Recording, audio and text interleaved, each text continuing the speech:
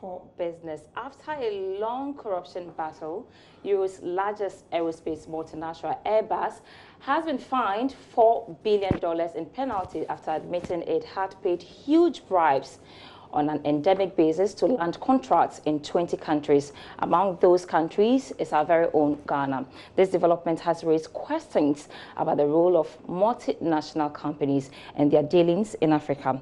But the question is this a slap on Ghana's campaign against graft corruption, or perhaps the tentacles of global corporations have spread wide and far as they seek to drive profit? Joining me in the studios is the Executive Director of Anti-Corruption and Civil Advocacy Group, ASEPA Ghana, and he's in the person of Mensa Thompson. Thanks so much for your time. This is a very hot issue in Ghana now, and beyond the politics, one would want to know, this is a normal practice in business. Even though it is illegal, a lot of multinationals want to permeate their ways through countries to be able to make profit or have deals with them. Before we go into whether this practice is the best or not, should we be demanding more from Airbus, or we should be demanding more from our country? Yes, thank you very much. A very good evening to your choice viewers. I think it's two ways. We need to demand more from Airbus. We need to demand more from our country. If you look at the scope of this whole issue since it's broke, the principal thing has been Airbus deciding to go into this settlement agreement to ensure that a lot of their dealings do not, get investigated into. And so they had to settle for an arrangement like this. That was a smart move. Yes, though. that was a smart move. And for a company like Airbus, this whole settlement will bring to rest, or will take away all the hassle of a legal battles upon battles that would have eventually driven the company down. And so they had to save themselves.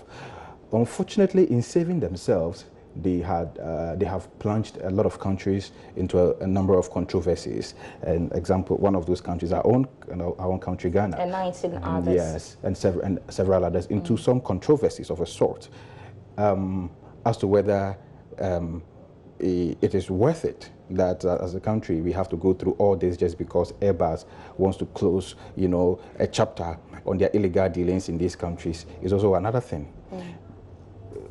Allegations have been made. In every story, there are two sides. We cannot just swallow what Airbus have said, just hook, line, and sinker, and run with it and start making noise. What we have to do is demand more answers from Airbus. But yeah, demand more answers from Airbus, but you agree with me that the president has taken that bold step to investigate the issue. But one will want to ask, in this document that we have seen and the settlement that has been reached, we don't know whether there's been any loss to the state as part of this deal, as far as this deal is concerned, whether in the process of giving the bribe to the middleman or whether it got to the person in question, we don't even know yet. And so we don't know whether as a nation we've lost some amount of money. So the process of investigations, if it goes beyond what perhaps we don't know whether we've lost or not, is it worth it that we push in so much money to investigate this case when we don't know whether any money has been lost to the state yet? Yes, I mean, as at now, there's no evidence that Ghana has lost a dime in this whole arrangement. There's no evidence. If you read the full report, what the report talks about is the dealings of Airbus, bribing some middlemen to get a contract in our country. The report has not gone further to say whether, those contracts, they were value for money, or perhaps the cost of those contracts were inflated, which could be a basis for us to say that we've lost some money. We don't have that information yet, and so we can only limit that arrangement into this supposed 5 million euros, which Airbus admitted to have paid to these middlemen.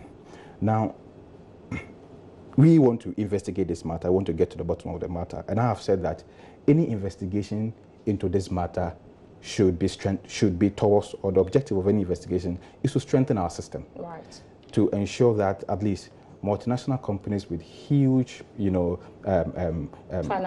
financial muscles do not get our systems compromised or do not come into our country and do anything that they want and get away with it. At least we should have systems in place to be able to ensure that at least when they bid for contracts, they get the contract based on merits, not because they paid money to people. But you mentioned that we should demand more from Airbus. Specifically, what should we be demanding when we want to investigate to see whether more money has been lost to the state or we lost any money at all?